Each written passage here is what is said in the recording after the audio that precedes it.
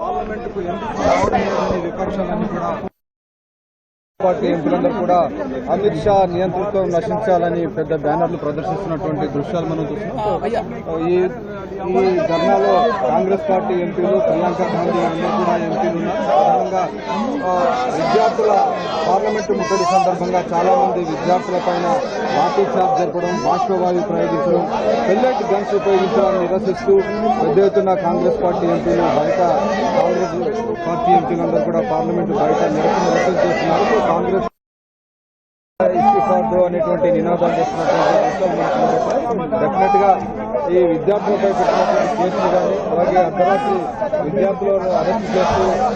ఒకవైపు కేసులను ఉపసంహరించేందుకు వాగ్దానం చేసినటువంటి ప్రభుత్వం ఆ వాగ్దానాన్ని మర్చిపోయి మళ్లీ కేసులు పెడుతుందని కాంగ్రెస్ పార్టీ ఆరోపిస్తుంది. ఈ అంశంపైన ఇప్పటికే కాంగ్రెస్ పార్టీ ప్రతిపక్ష నేత రాహుల్ గాంధీ ట్వీట్ చేశారు. డెఫినెట్ గా ఈ అంశంపైన ప్రభుత్వం